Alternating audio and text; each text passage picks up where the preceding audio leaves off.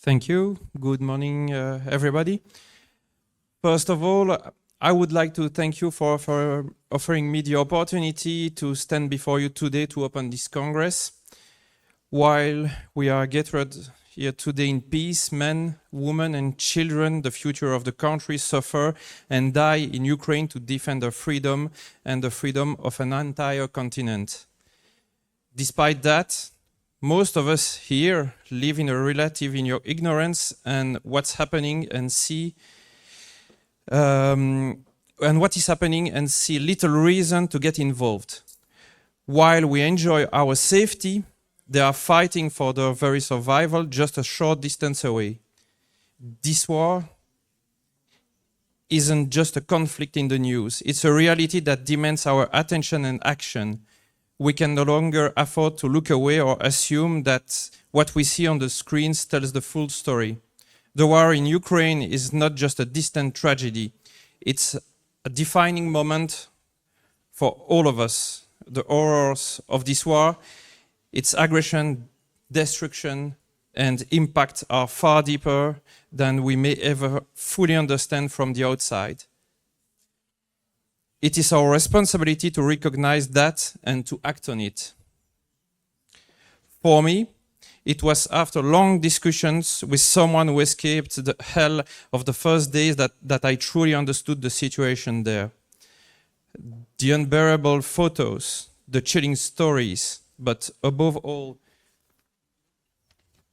the unspoken words and the moments of weakness left such an impression on me that it became unthinkable for me to remain inactive. A few clothing and food collection later, it became clear to me that these efforts were just a drop of water in the ocean.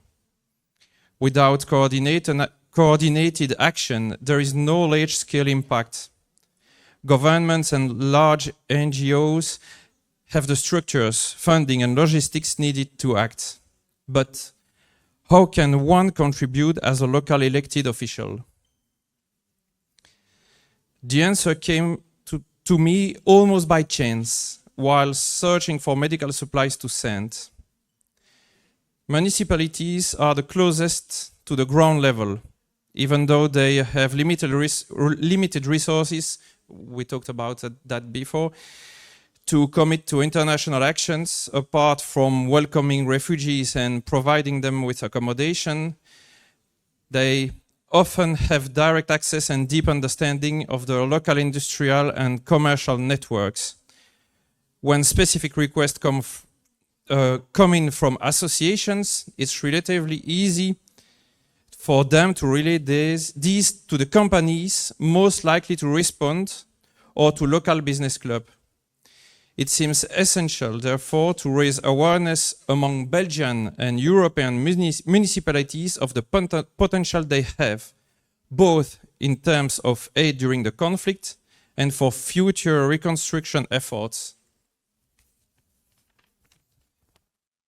Beyond material contribution, municipalities also have a tool for collaboration that is often underutilized. Town twinning. Ukraine's local level integration into Europe will largely depend on this.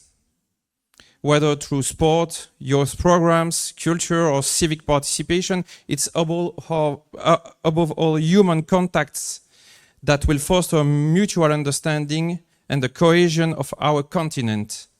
So let us not wait to start building these ties, even though the formalization may have to wait until the end of the war. Before concluding, I would like to take this opportunity to present a project that we are developing with several other individuals. It's not only those who remain in Ukraine who suffer, but also those who find themselves abroad, far from their homeland, their culture, and their families. Despite their effort to integrate and the warm support they generally feel from local communities, many have not yet fully found their place. We have observed that to feel comfortable in a host country, it's essential to understand its heritage and local culture. However, these aspects are not always a financial priority and are sometimes not easily accessible without a guidance from trusted people. With this in mind, by the end of the year, we will launch an association dedicated to such activities for newcomers and refugees. These activities, among others, will be offered from 2025 through various reference organizations with whom we already have contacts for the Ukrainian public. My colleagues and I are, of course, available for any question you may have on this subject. We believe this will not only help people feel at home in Belgium, but also foster lasting ties between our two nations. I would not want to leave this podium without personally assuring you of my full commitment to the fight for Ukraine's freedom, to ensuring the safety of its people, and to offering decent reception and facilitated integration for its refugees. Let us all commit today to playing our part, both as individuals and as a community, in supporting Ukraine's fight for freedom and the integration of its people here in Europe. Thank you all for your attention, and I wish you a productive Congress.